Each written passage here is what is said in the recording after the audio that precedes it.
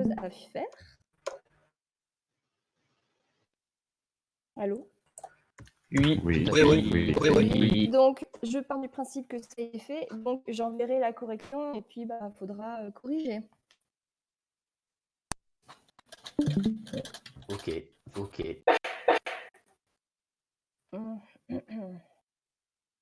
Alors, je vais commencer par ça. Voilà, donc je rappelle ça c'est un document que je vous avais déjà donné, le plan du cours. Donc, on est sur le thème désert continental, chapitre Amérique. Donc, au sein du chapitre Amérique, 3 sous-chapitres. On est dans ce premier sous-chapitre qui traite des tensions sur le continent américain, mais aussi des différentes intégrations régionales qui peuvent exister. Donc, nous, on en était là.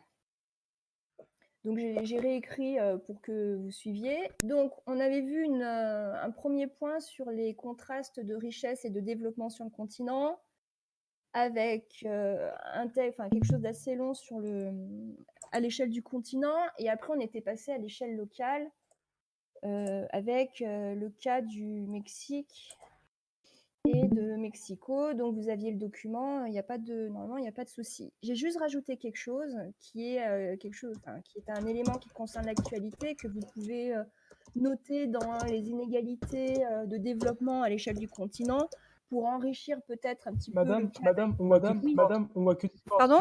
On voit que Discord. Comment ça, vous voyez que Discord ? C'est quoi ce bazar ? Pourquoi vous voyez que...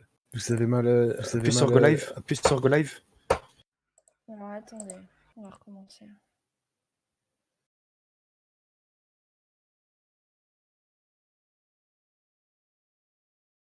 Je sais pas, moi j'ai mis... Ah mais oui, d'accord, je comprends pourquoi. Ah oui. C'est ma faute, excusez-moi. J'ai pas appuyé au bon endroit, effectivement. Bon, on recommence. Là, c'est bon. Ok. Bon, alors je recommence, du coup. Donc, je vous avais remis à l'écran ça pour vous rappeler où on en était. Donc, le thème 1, le chapitre 1, et donc nous, sous-chapitre 1. Et après, j'ai mis ça à l'écran, voilà, où j'avais retapé des choses et je refaisais le point sur ce qu'on avait déjà vu. Et donc, je disais que sur le point qu'on avait vu sur les contrastes de richesse et de développement à l'échelle du continent, éventuellement, vous pouvez enrichir le cas d'Haïti. Vous savez, on avait distingué différents sous-groupes de pays au sein du continent, du sous-continent sud. Et donc, pour le cas d'Haïti, seul PMA du continent, ça fait partie des marges du continent américain. Et donc, j'ai trouvé cette information qui peut vous permettre d'enrichir et d'illustrer effectivement le retard de développement d'Haïti, la pauvreté du continent et les problèmes sanitaires inhérents. Donc, j'ai trouvé cette information qu'Haïti disposait de 124 lits de réanimation pour 11 millions d'habitants, ce qui, dans le contexte actuel d'épidémie, risque de poser très très vite souci, sachant que ce n'est pas le seul souci qui guette Haïti. Voilà. Donc c'est bon, hein, vous êtes bien sur ma page LibreOffice là. Ouais. Ok, donc après, voilà, échelle locale, donc je ne reviens pas là-dessus. Et après, on avait fait une partie sur la diversité culturelle du continent qui, elle aussi, peut conduire à des tensions.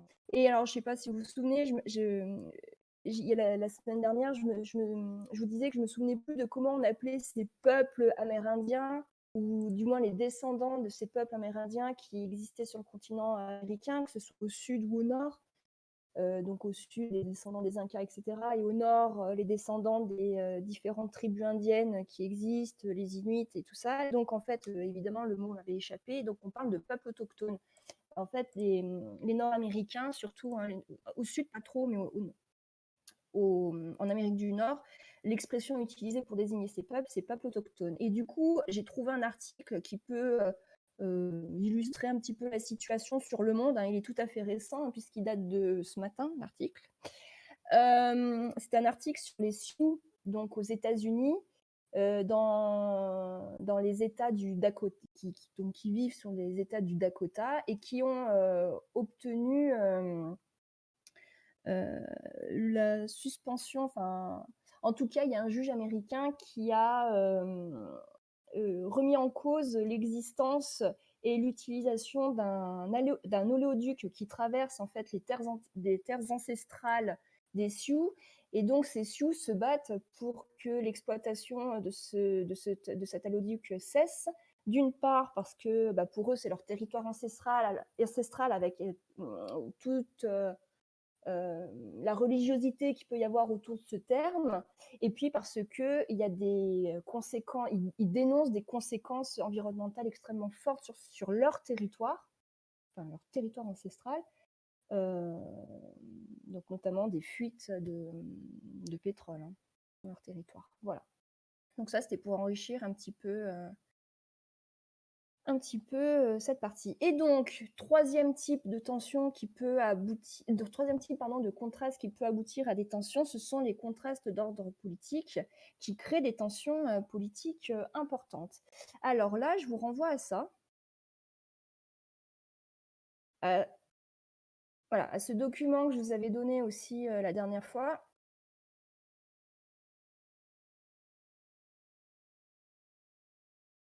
Et donc là, il y a deux cartes à utiliser. Il y a celle-ci qui vous met en exergue les tensions frontalières qui peuvent exister en Amérique, sachant que cette carte, on peut en exprimer une limite, qui est que, souvenez-vous du premier chapitre de géographie, les limites des cartes, eh bien, cette carte fait un zoom sur l'Amérique centrale et l'Amérique du Sud, et exclut de fait l'Amérique du Nord. Donc on pourrait en déduire du moins que les tensions frontalières n'existent qu'au niveau de l'Amérique centrale et de l'Amérique du Sud.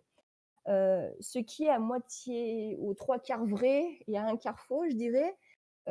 Évidemment, la majorité de ces tensions frontalières n'existent que dans ces deux parties du continent. L'Amérique du Nord, Mexique, États-Unis, Canada ne connaissent pas de tensions frontalières, si ce n'est que dans la réalité, et vous le savez, il y a quand même des tensions frontalières entre les États-Unis et le Mexique, notamment sur la question des migrants. Avec la question du mur aussi, que les États-Unis érigent pour faire barrière à ces migrants. Donc voilà, cette carte exclut de fait ce problème frontalier. Et autre problème frontalier qui n'est pas du tout abordé par cette carte aussi, mais alors ça peut être en lien avec la date, vous voyez, c'est pas une carte toute jeune, c'est les problèmes de... alors frontalière, c'est peut-être pas le terme frontalier qui va, mais des problèmes de tension géopolitique sur l'Arctique. Là, les deux États qui se battent, qui se battent entre guillemets, on est bien d'accord que c'est pas concret comme bataille, mais malgré tout, il y a quand même des tensions. C'est le Canada et les États-Unis qui cherchent à obtenir un accès privilégié à l'Arctique, puisque vous le savez, que l'Arctique, c'est une grosse réserve d'hydrocarbures. Et évidemment, donc Canada et États-Unis se livrent un peu une course l'un contre l'autre, ayant tous les deux un accès à l'Arctique. Alors le Canada parce que grand nord canadien, et les États-Unis parce qu'ils disposent de l'Alaska. Mais cette bataille, entre guillemets, ne se fait pas qu'entre eux, bien sûr, et ça se fait surtout d'ailleurs contre les appétits d'hydrocarbures aussi de la Russie. Et il y a la Norvège au milieu de tout ça. Mais bon, ça, c'est encore une autre histoire. Donc, voilà, il y a cette carte. Et il y a cette troisième carte qui peut être utilisée, qui est intéressante pour notre partie, surtout parce que vous avez ces deux figurés là. Donc, la contestation du tracé de la ZEE, d'accord, avec la Colombie et le Panama. Et puis des zones de tension internes, donc d'ordre politique, mais interne, entre le gouvernement colombien et les révolutionnaires marxistes FARC. Sauf que les FARC En fait, ils ont déposé les armes il y a 3 ans. Donc là encore, on a une carte qui est un petit peu dépassée. Mais le problème, donc vous voyez, c'était cette zone que les FARC contrôlaient. Et donc, ils ont déposé les armes il y a 3 ans. Et sauf que depuis, il y a une sorte de vendetta à l'égard de tous les guerrieros qui ont déposé les armes et qui... alors, qui les tue, ça, je ne saurais pas vous dire exactement. Est-ce que c'est des mercenaires du gouvernement? Est-ce que c'est d'autres personnes, des particuliers qui ont souffert du fait des enlèvements des FARC ou pas? Je ne sais pas. Mais voilà, les guerrieros FARC qui ont déposé les armes, il y en a un certain nombre qui régulièrement, en fait, se font descendre. Bref. Alors, je reviens à mon cours, là, sur les tensions d'ordre politique. Alors, pour continuer, je vais rappeler quelque chose. Alors, honnêtement, je ne sais plus si je vous l'avais dit, parce que comme j'ai fait le même cours au terminal ES, là, je ne me souviens plus. Est-ce que je vous avais parlé de la doctrine Monroe? Non. Non. Ok, alors, la doctrine Monroe, comme son nom l'indique, c'est une théorie politique qui a été élaborée par un président américain qui s'appelle Monroe, président dans les années 1820 aux États-Unis et qui, dans les années 20, a élaboré une théorie politique comme quoi l'Amérique est la chasse gardée. Alors, le continent américain, en fait. Quand je dis Amérique, là, c'est pas États-Unis, c'est le continent américain. L'Amérique est la chasse gardée des États-Unis. C'est leur arrière-cour. D'accord?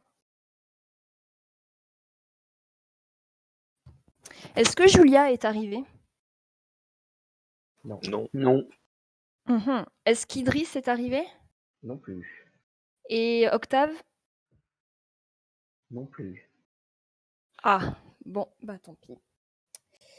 Ok, merci. Alors, donc, l'Amérique et leur chasse gardée. En fait, l'idée de Monroe, c'était de dire que les affaires du continent américain, donc les histoires politiques qui se passent sur le continent américain, ne concernent, et les États-Unis, il n'y a que eux qui doivent avoir un droit de regard là-dessus, et les Européens restent chez eux. Donc l'idée, c'était de dire, ce qui se passe en Amérique, ça nous concerne, ce qui se passe ailleurs dans le monde, ça concerne les Européens, c'est pas notre problème.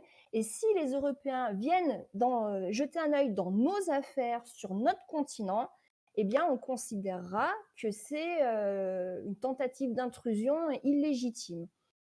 Donc, en fait, on est au temps de l'isolationnisme. On est dans un contexte, donc 1820, on est au 19e siècle, d'accord ? Les États-Unis, c'est un tout jeune État. Ça fait même pas 40 ans qu'ils sont indépendants. Donc, ils se méfient énormément des Européens et de la possibilité que les Européens auraient à intervenir sur le continent américain. Donc, Monroe, quand il formule cette théorie, c'est l'idée de dire ce qui se passe en Amérique, ça nous concerne, nous, ça ne concerne pas les Européens, c'est notre chasse gardée, c'est notre arrière-cour. Et ce qui se passe en Europe, eh ben, ça vous concerne, vous, venez pas vous mêler de ce qui se passe chez nous. C'est un peu cette idée-là. Donc, eh bien, les tensions politiques qui existent sur le continent américain, ça relève un peu de cette théorie. Pourquoi ? Parce que les Américains, considérant que les États-Unis considérant que le continent américain est leur chasse gardée, eh bien, ça a conduit à des conflits d'ordre idéologique entre les États-Unis et certains autres pays. Alors, on va peut-être rappeler quand même que les États-Unis ont une présence militaire importante sur ce continent, avec plusieurs bases militaires installées. Donc, si vous regardez rien qu'en Colombie, sur la carte de la Colombie là, que je vous avais mis en ligne, il n'y a pas moins de 4 bases, d'accord ? Et ce n'est qu'un exemple. Peut-être que la base américaine que vous connaissez le mieux de nom, c'est celle qui existe à Cuba et qui s'appelle Guantanamo. Donc, base américaine, militaire américaine à Cuba. Et puis, on rappelle, c'est autre chose, donc je vais mettre rappel 2, c'est que les États-Unis, ils sont intervenus militairement plusieurs fois sur le continent.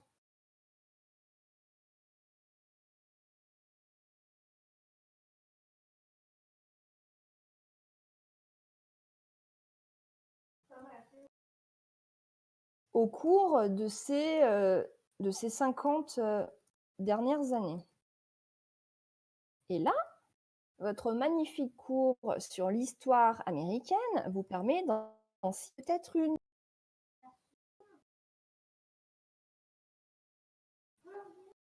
La baie des cochons. Alors, la baie des cochons, ça aurait marché si j'avais mis au cours de ces 60 dernières années, parce que la baie des cochons, c'est 1961. Donc, si tu veux, je modifie, ce qui pourrait arranger. Mais moi, je voulais les 50 dernières années, donc tant pis, je vais modifier juste parce que...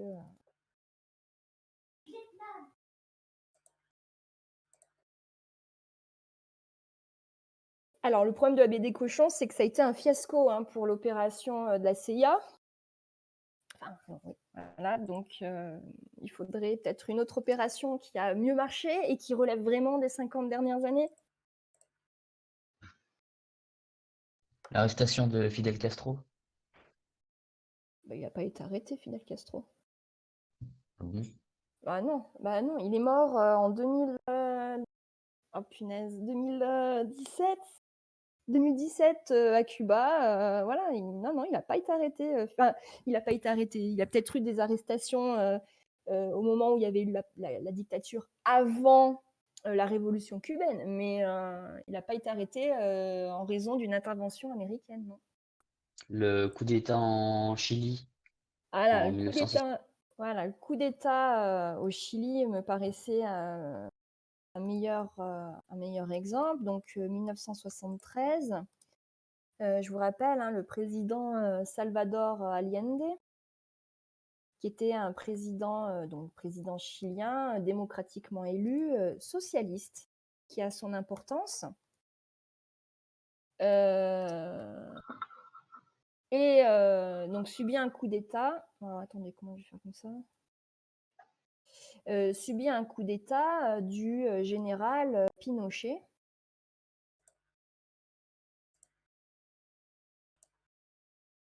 Qui a le soutien de la CIA sans aucune forme de mystère. Donc là, les États-Unis ont contribué effectivement à la déstabilisation politique du Chili en œuvrant pour un coup d'État pour favoriser quelqu'un qui serait davantage favorable aux intérêts américains. Ça, c'est évident. Voilà. Et puis, il y a d'autres interventions militaires ou d'autres interventions secrètes que les Américains ont menées, notamment en Amérique centrale, pour soutenir finalement des dictateurs parce que davantage favorables à la politique américaine que d'autres représentants politiques. Je pense notamment au Nicaragua, où les États-Unis ont clairement soutenu un dictateur narcotrafiquant notoire quand même. Mais bon, en tout cas, ça montre que les États-Unis sont bien présents. Alors, je vais juste rectifier un petit quelque chose. Donc, en fait, ici, puisque je parle de l'opposition qu'il peut y avoir entre les États-Unis et un certain nombre d'États ou d'idéologies qui existent sur le continent d'Amérique du Sud, on est ici sur un type de tension qu'on pourrait appeler des tensions contre l'impérialisme américain. Excusez-moi, j'aurais dû le mettre avant, j'ai oublié.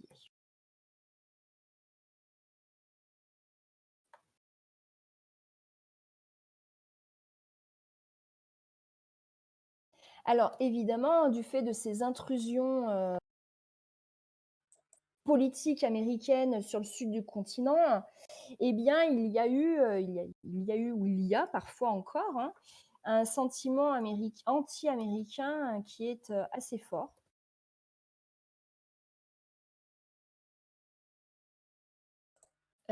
Influencé par une idéologie qui porte un nom particulier qu'on appelle le bolivarisme. Alors celui-là, il va falloir quand même le retenir. Alors, bolivarisme, je vais changer la couleur.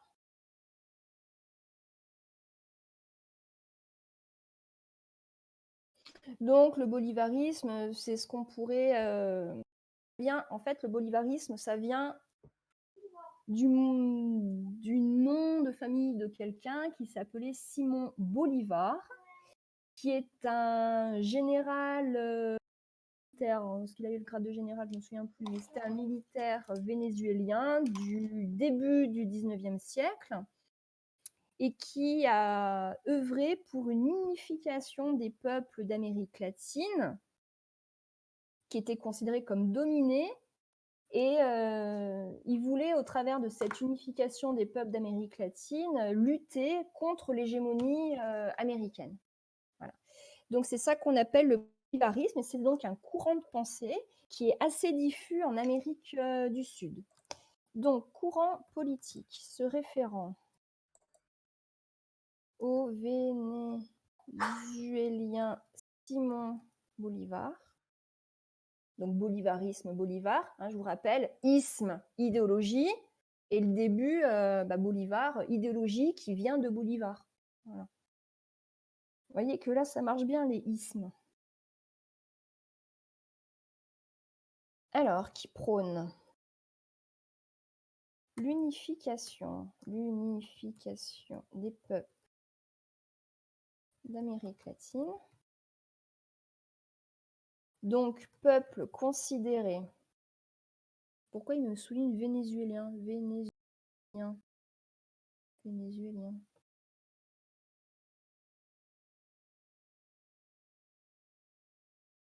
Ah oui, d'accord, j'ai oublié un accent. Alors, considéré comme dominé et qui prône aussi la lutte, et du coup, du moins, qui prône aussi la lutte contre l'hégémonie des États-Unis. Alors, c'est donc un courant idéologique qui a traversé l'Amérique du Sud, dont un certain nombre de groupes révolutionnaires se revendiquent, mais pas que. Et il y a des hommes politiques qui se revendiquent ou qui se sont revendiqués de ce courant. Alors, le plus connu qui s'est revendiqué de ce courant et qui a mené des combats en Amérique du Sud, je pense que vous connaissez le nom, c'est Che Guevara. Vous connaissez ou pas? Ah bon, ok. Ouais. Bon, alors là, c'est un peu hors sujet par rapport à notre cours de géographie, mais ça vous donne une idée de qui a pu porter ce courant. Et sinon, pour une époque beaucoup plus récente, il y a un certain nombre de chefs d'État qui sont, alors, disons, influencés par le bolivarisme. Ils ne sont pas forcément porteurs de toute l'idéologie mais ils sont quand même influencés. Alors, parmi les plus connus, il y a eu Hugo Chavez, qui a été le président du Venezuela, qui est décédé, et donc c'est son successeur, donc a pris la relève évidemment de Chavez et reste dans cette idée de lutte contre l'hégémonie des États-Unis, c'est Nicolas Maduro. Alors là, on est en plein dans l'actualité avec Nicolas Maduro.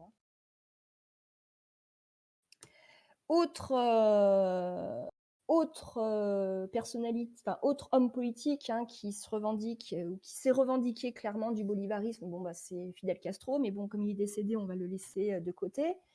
Mais Cuba, de toute manière, communiste, relève d'une certaine manière du bolivarisme.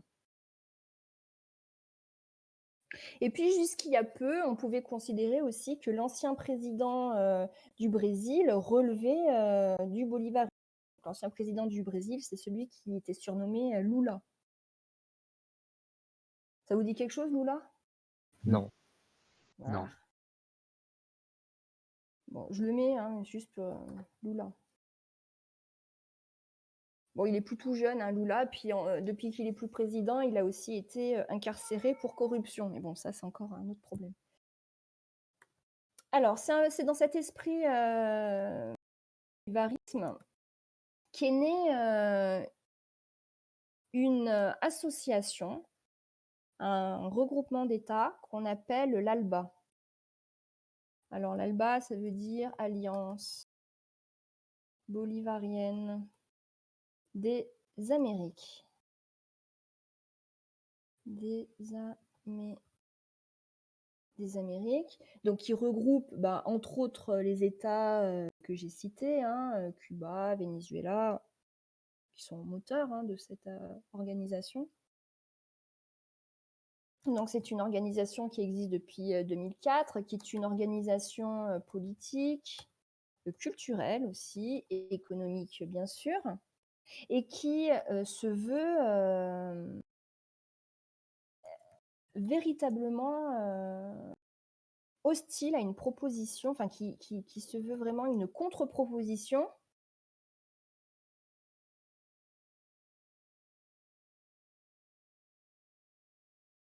à une autre organisation qui a été proposée dans les États-Unis.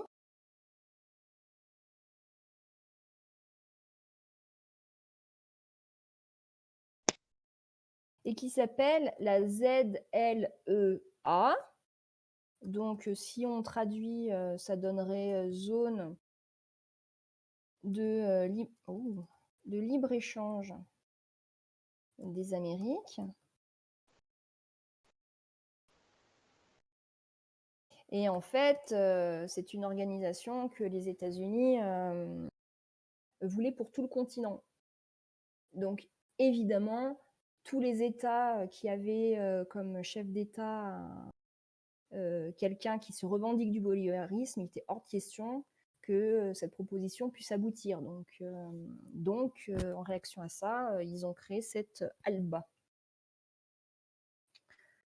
Alors ça, c'est un premier type de tension qui existe sur le continent américain.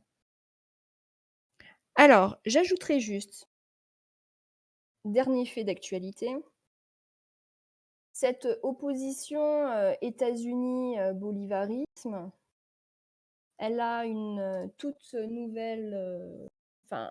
donc ça crée des tensions entre les États-Unis et les États qui relèvent du bolivarisme. Et le dernier exemple en date, c'est les États-Unis qui ont inculpé Nicolás Maduro, donc le chef d'État du Venezuela, pour au chef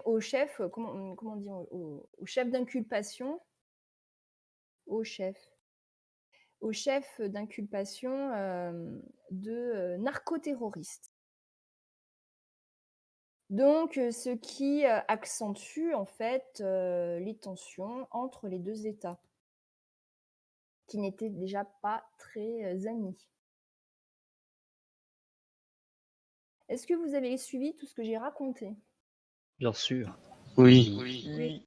Ok, parce que j'ai l'impression que j'en dis beaucoup en fait, et que j'en dis beaucoup, mais pourtant ça m'intéresse, donc c'est peut-être pour ça que j'en dis beaucoup. Bref, alors ça c'est un premier type de tension, hein, les tensions qui existent entre différents États, notamment du continent, du sud du continent et les États-Unis, donc tensions liées au refus de l'impérialisme américain. Autre type de tension, peut-être plus terre à terre, ce sont les tensions frontalières.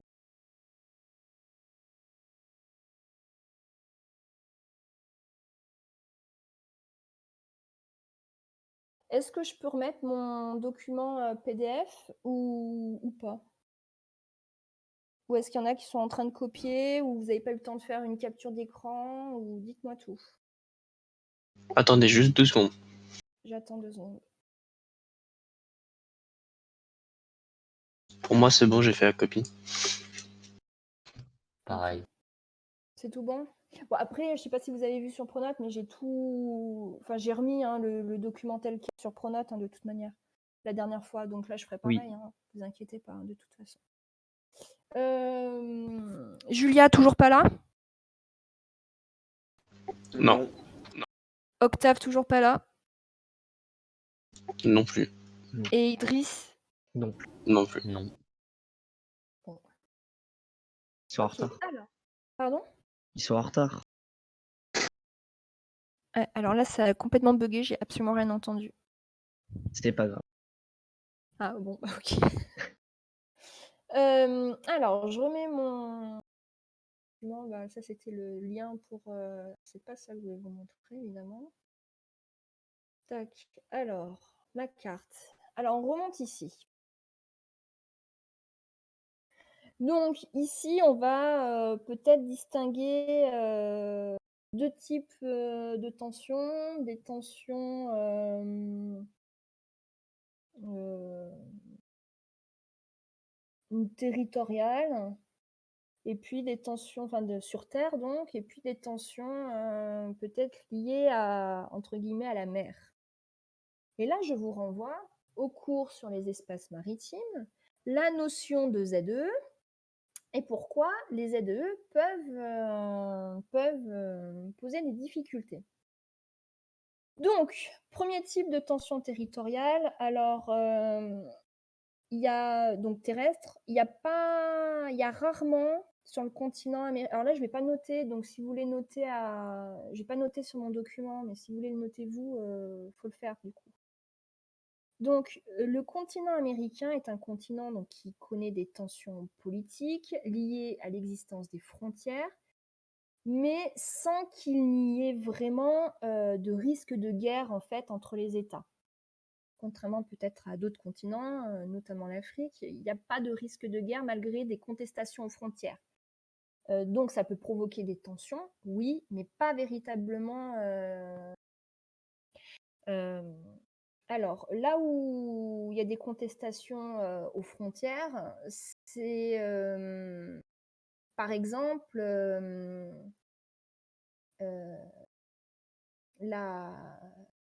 comment dire, des États qui s'arrogent le droit de pénétrer dans un autre pays au nom de la lutte contre le narcotrafic ou des choses comme ça. Donc, par exemple, il y a eu des fortes tensions en 2005 entre la Colombie et l'Équateur parce que la Colombie avait envoyé un contingent en Équateur pour mettre fin à un trafic de drogue quelconque. Et ce qui n'a évidemment pas plu à l'Équateur, qui a estimé que sa souveraineté avait été entamée. Donc ça, c'est un premier point. Mais sinon, il n'y a pas de bouleversement au niveau des frontières sur le continent américain. Là où il y a des tensions aussi, c'est en rapport avec les flux de migrants. Alors là, le plus bel exemple, c'est l'exemple entre les États-Unis et le Mexique. Donc les flux de migrants mexicains en direction du Mexique qui peut provoquer l'énervement des autorités américaines qui, donc, comme je l'ai dit tout à l'heure, construisent un mur sur la frontière pour limiter le flux de migrants. Et par exemple, Donald Trump, tout récemment, alors je ne saurais pas si vous dire si ça date de 2018 ou 2019, avait haussé le ton à l'égard du président mexicain en le menaçant d'arrêter de lui verser des subventions, diverses subventions, si le Mexique n'empêchait pas les migrants de passer la frontière. Donc, vous voyez, voilà, ce sont des tensions qui n'aboutissent évidemment pas à des guerres, mais ces tensions politiques, en tout cas, existent quand même et sont liées aux frontières. Autre exemple de problème lié aux frontières, mais cette fois-ci maritimes, c'est le cas des ZE. Donc, souvenez-vous, le partage des eaux, les États qui ont un droit exclusif d'exploiter la mer jusqu'à 370 km, mais parfois les ZE se chevauchent, ce qui peut entraîner effectivement des tensions sans que ça aboutisse à des conflits. Donc vous pouvez prendre le cas des pays d'Amérique centrale ou des îles des Caraïbes, qui sont les exemples les plus faciles à illustrer. Et j'aimerais juste quand même attirer votre attention sur cet exemple-là. qui concerne des tensions entre le Chili, la Bolivie et le Pérou. Et ça, par contre, bah, je vais le noter parce que c'est un cas intéressant. Cas Pérou, Chili, Bolivie. Alors, je retourne sur ma carte. Est-ce que vous pouvez essayer de voir, d'imaginer et donc de comprendre ce qui peut poser problème entre ces 3 pays, sachant que ce n'est pas la ZEE en tant que telle qui pose problème?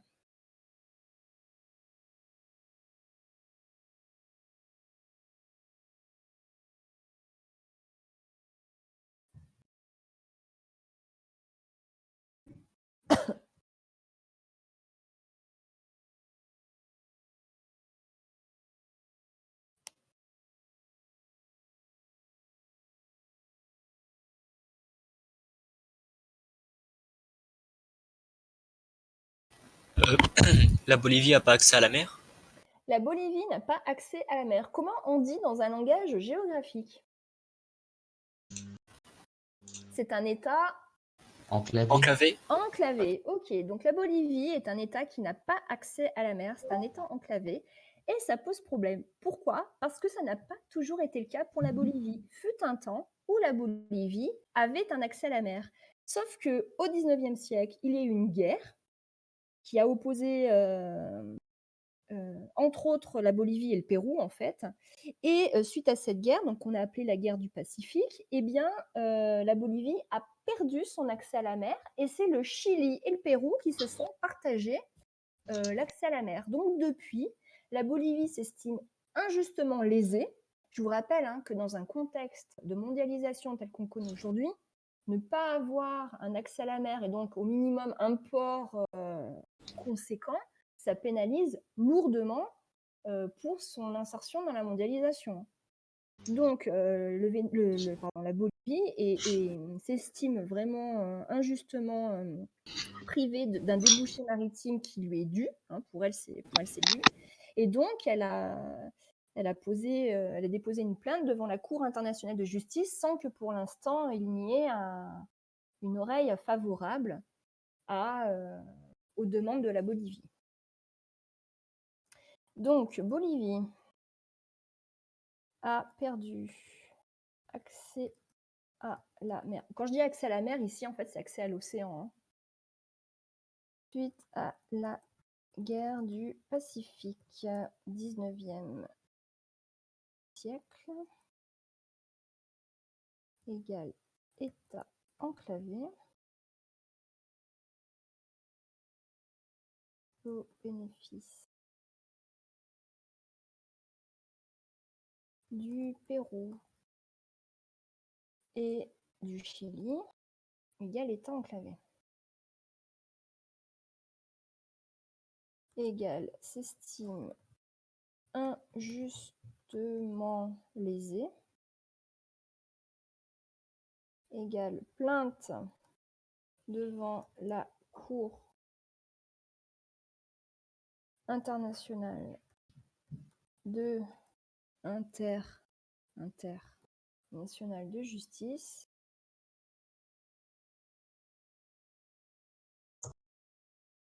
Et puis, voilà. Donc, il n'empêche que, donc oui, il y a des tensions pour les ZEE. Il y a aussi ce genre de tension. Alors, c'est une tension particulière, puisque ça ne concerne que la Bolivie, mais ça existe quand même, il faut le savoir. Et comme je vous l'ai dit, dans le contexte actuel de mondialisation, ce n'est pour un État enclavé connaît, sauf exception, exemple la Suisse, connaît des difficultés pour être bien inséré dans la mondialisation. Je pourrais aussi citer donc le cas de l'Arctique qui n'est pas sur la carte pour les raisons que j'ai évoquées juste avant d'aborder la carte, puisque le contrôle des ressources de cet espace, c'est-à-dire les hydrocarbures, crée des tensions entre les États. Donc, en l'occurrence, États-Unis, Canada. États-Unis, je rappelle, parce qu'ils disposent de l'Alaska. Et sachant que si on oublie cet exemple, il faut bien préciser que en fait, les tensions ne sont pas que entre les États-Unis et le Canada, c'est aussi bien évidemment avec la Norvège et surtout la Russie. Hein. Voilà. Mais du coup, il y a 2 États américains qui sont en course, en rivalité du moins, pour accéder à ces ressources. Il faut me dire hein, quand je fais des fautes. Voilà. Et puis, qu'il y a des flux illégaux, que ce soit drogue ou migrants.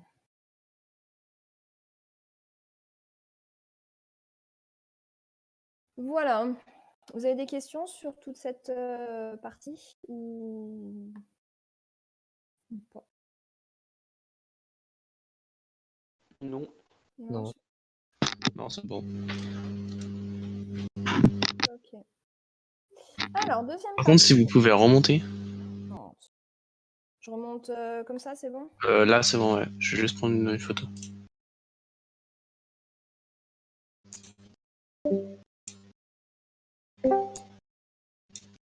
C'est bon. Alors, deuxième partie. Il faut que je remonte pour quelqu'un? Non. Non, c'est bon. Vous n'hésitez pas. Hein.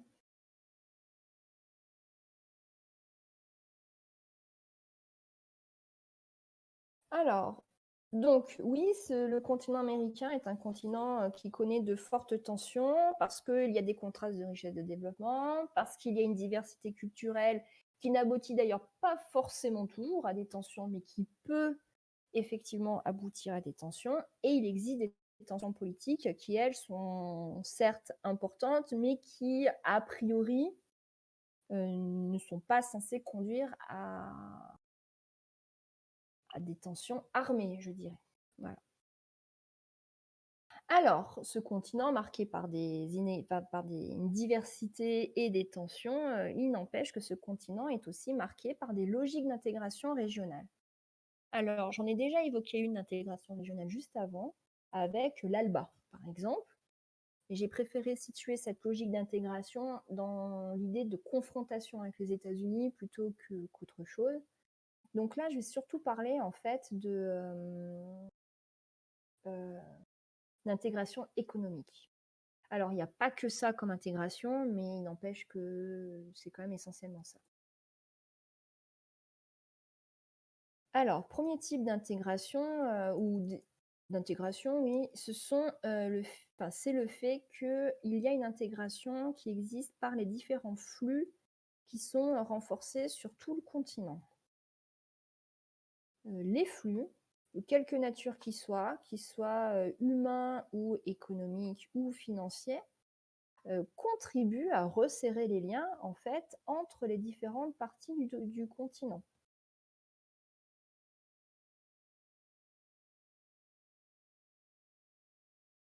Alors j'espère que vous êtes livre sous le nez, ou pas loin de vous. Oui. Ok, alors on commence par les flux de personnes ou les mobilités humaines. C'est pas combien du coup? Attends, on y arrive. Sont importants et peuvent créer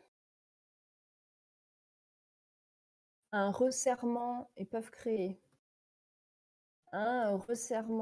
resserrement des liens entre les différentes parties du continent.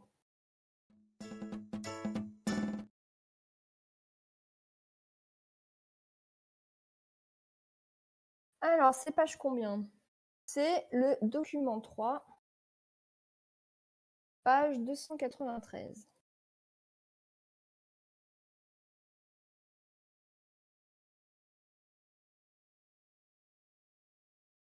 Alors, je vous laisse regarder et prendre un exemple. Et puis après, j'avance.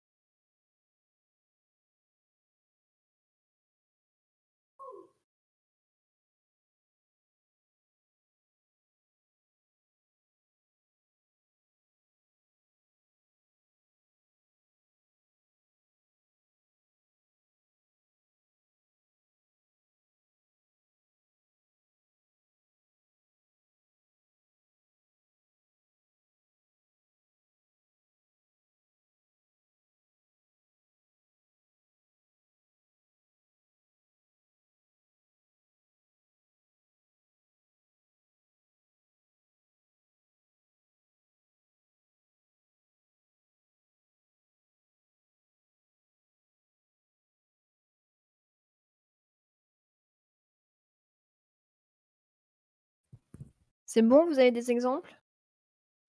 Oui.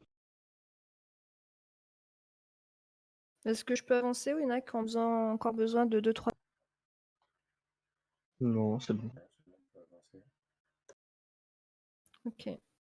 Alors, si on observe bien cette carte, on peut constater qu'à l'échelle du continent, finalement, les flux sont surtout des flux du sud du continent vers les États-Unis.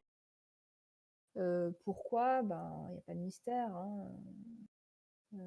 L'image des États-Unis qui attire, le rêve qui attire, la pauvreté dans son propre pays qui pousse à aller vers un pays qui est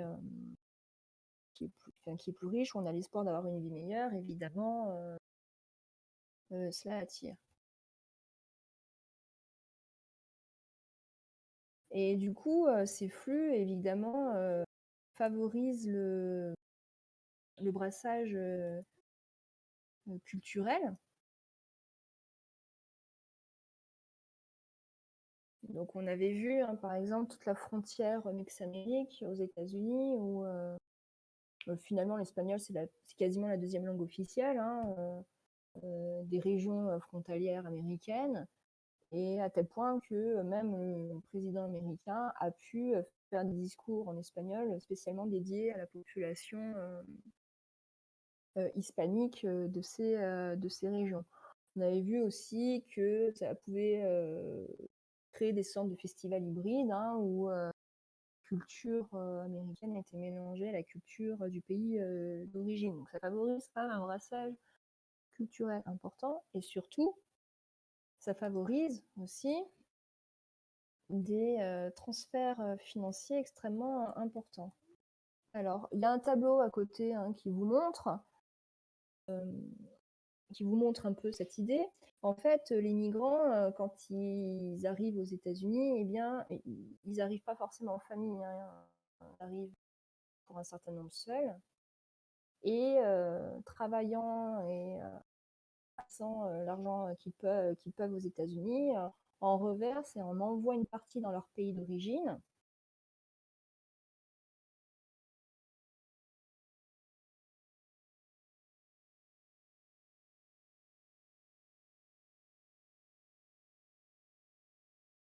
Et ces transferts financiers contribuent dans une certaine mesure à renforcer les liens, l'intégration des différents pays entre eux.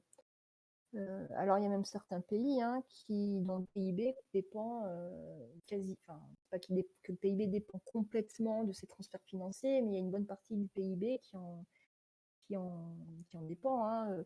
Donc, par exemple, on vous montre, hein, que le pays Salvador a un PIB le PIB dépend en partie de ces flux financiers, puisqu'en gros, 1/6 du PIB est dû à ces flux financiers, donc l'argent que les migrants renvoient au Salvador pour leur propre famille. Donc, c'est un exemple d'intégration d'intégration à l'échelle du continent, hein, ces flux ces mobilités humaines, dans l'aspect humain et dans l'aspect financier.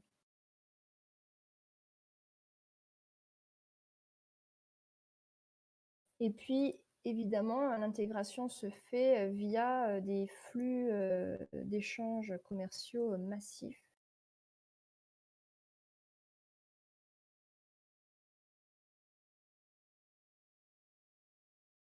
Avec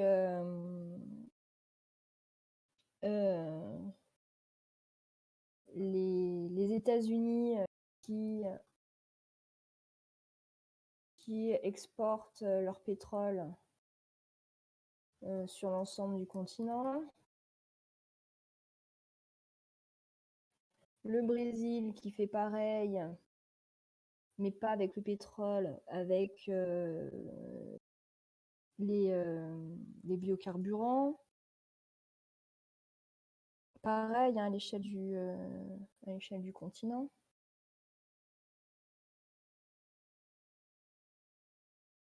Et puis, les pays du continent qui s'échangent entre eux beaucoup de produits agricoles et des biens de consommation. Alors bien sûr, les exportations que chacun des pays américains fait ne viennent pas que du continent américain, d'accord? Évidemment que ça vient aussi d'ailleurs. Je sais pas, le pétrole, il vient pas que des États-Unis, il vient aussi, et peut-être même majoritairement, hein, du Moyen-Orient. Les biens de consommation, c'est pareil, tout n'est pas produit en Amérique pour les États américains, on est bien d'accord. Mais il n'empêche que l'échange que les États peuvent faire entre eux de ce qu'ils produisent, eh bien, ça contribue à créer des logiques d'intégration économique sur l'échelle du continent. À l'échelle du continent, pardon. Alors, l'intégration la plus spectaculaire et la plus emblématique, donc c'était le travail que vous deviez faire.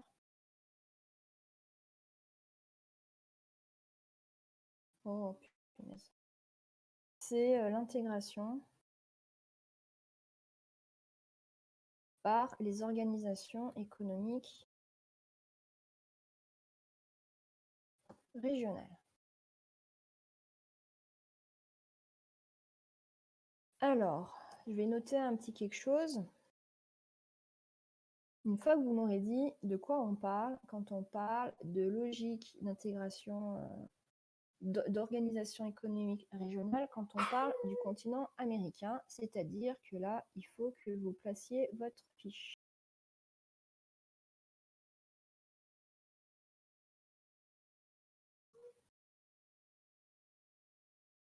Donc ici, on parle de quoi quand on parle d'intégration par les organisations économiques régionales?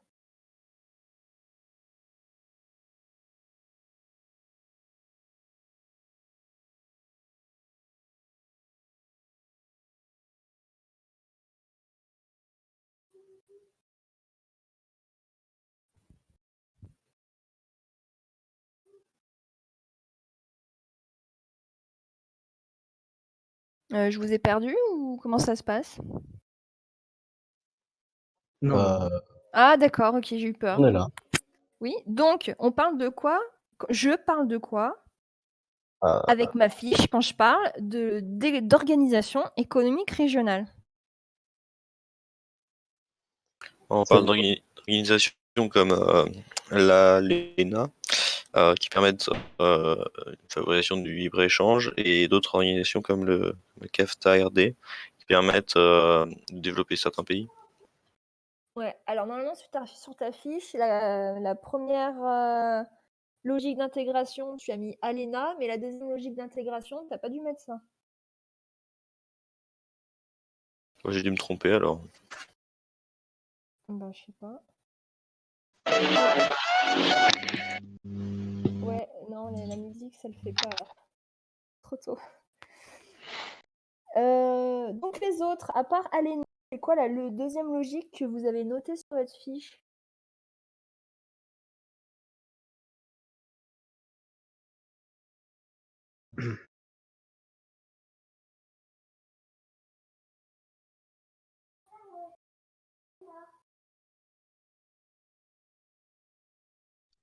Mercosur.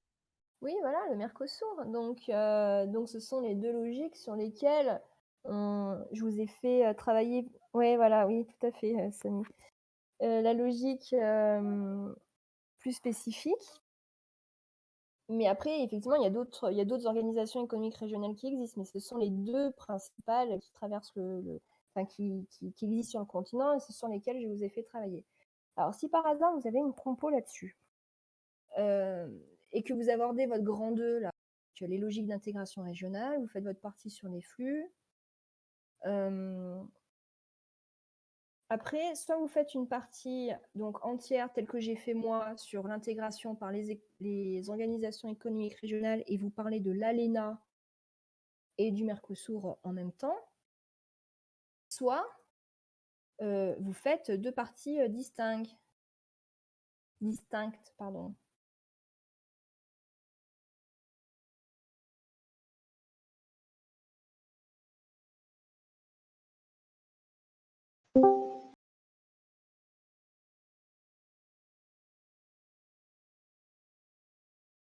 Alors.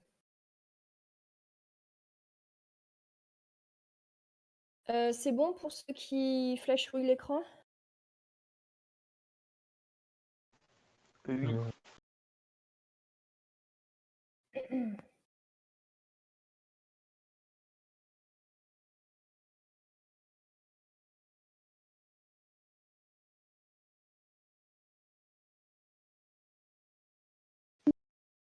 Alors, j'enlève cet écran et je mets la correction de ALENA Mercosur, sachant que normalement, si vous êtes allé sur Pronote, vous l'avez.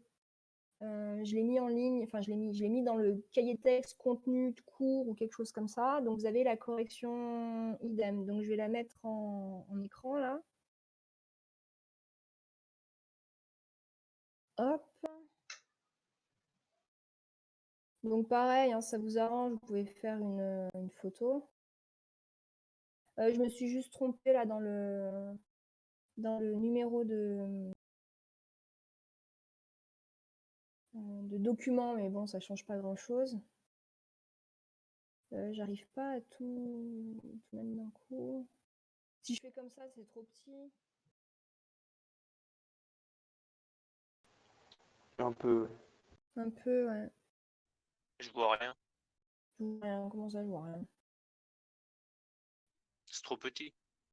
C'est trop Non, petit. ça va, t'as vu.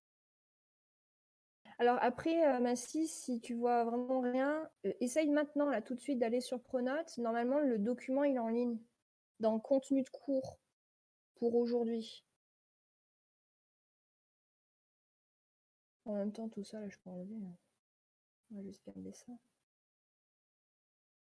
Alors, 11h04, je fais une coupure de 4 minutes. Je reviens à 11h08. Comme ça, vous avez le temps de capturer l'écran, vous avez le temps de comparer avec ce que vous avez fait, et je continue un tout petit peu après. Ça roule? Ouais. Oui. Donc, Oui. 11h08, je reviens. Ok.